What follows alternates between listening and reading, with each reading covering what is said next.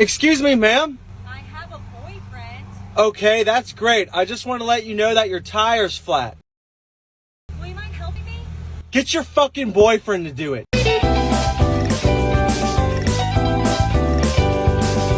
Hey! Yeah? What the hell is this? Yeah, he's Paul. Hello happy internet people, it's been a while. If you're wondering why I haven't been posting anything for a long time, this fandom is like cancer.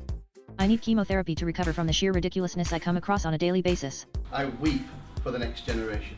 For today we're looking at the Nordic countries, the most boring characters of the series. Boring in the fact that Sufin and Denner are the only pairing you can come up with. Did you actually know Sweden and Norway were in a personal union? The characters themselves aren't the problem. Again, it's how the fanon portray them. Finland is a bit of an outsider to the rest of the Nordics. He is fond of Christmas, alcohol, saunas, and weird festivals. He's also into horror, surprising many at first glance.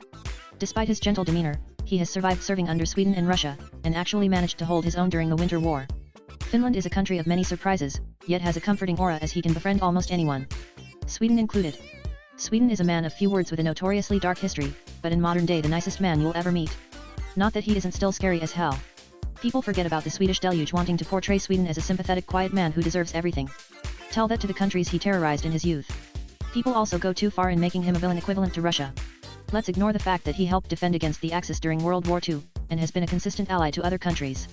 After his violent past, Sweden has calmed down and seemed more interested in having a more peaceful life. He does kind acts for other countries, even if they are scared stiff of him. He has adopted 2 younger micronations and humors them without complaint. Sweden and Finland have a rocky relationship, yet have been close for a long time. Finland initially knew Sweden during his fearsome pillaging Viking days, then his violent Christian days during the Finnish Crusades.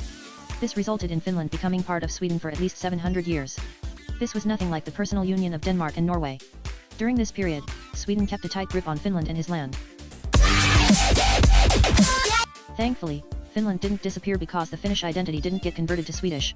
While the Kalmar Union brought stability to most of the Nordic countries after the Black Plague, Sweden eventually sought independence from Denmark with Finland following after him. Despite this, Finland was still very dependent on Sweden. Finland is initially terrified of Sweden, and surprised by his moments of kindness such as allowing Finland to visit his old friends, and supporting him during their semi-marriage. Sweden at the same time developed a clear affection for Finland, even if they weren't on the same page most of the time.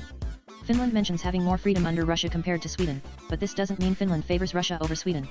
Finland is still scared of Russia, and is more willing to fight him than Sweden. Even as Sweden's underling, the two got along compared to Russia's so-called family. Though that's not to say the two didn't have a few wars between them. As independent countries, Sweden and Finland remained close. While Finland is still scared of Sweden's dead soulless face, nowadays he's making an effort to be his friend. People tend to ignore this and prefer his past as a timid underling because it's cute. It isn't, and it's kind of annoying. As a couple, the situation is met. Sweden has an obvious thing for Finland which is one-sided. Whether Finland is aware or not, Finland only sees him as a friend. Finland looks up to Sweden, whether that's his Stockholm syndrome kicking in is anyone's guess. Even when he wasn't independent, Finland had his own interests. The naming of Hanatamago came to mind. In terms of war, Finland is more eager to fight while Sweden is prone to defense. Sweden is not the only country Finland can interact with either. He knew the Baltic countries, France, and England, and even has an understated fatherly connection with America.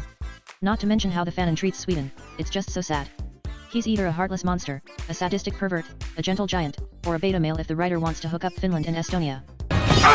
It should have been me, not him! It's not fair! Why can Sweden have a normal crush on Finland even if it's unrequited? For people saying it makes sense because Sufin is canon, well, it isn't. Yes, Sweden has emotions, but they're subdued. And makes sense. So you see, that's where the trouble began. That smile. That damn smile.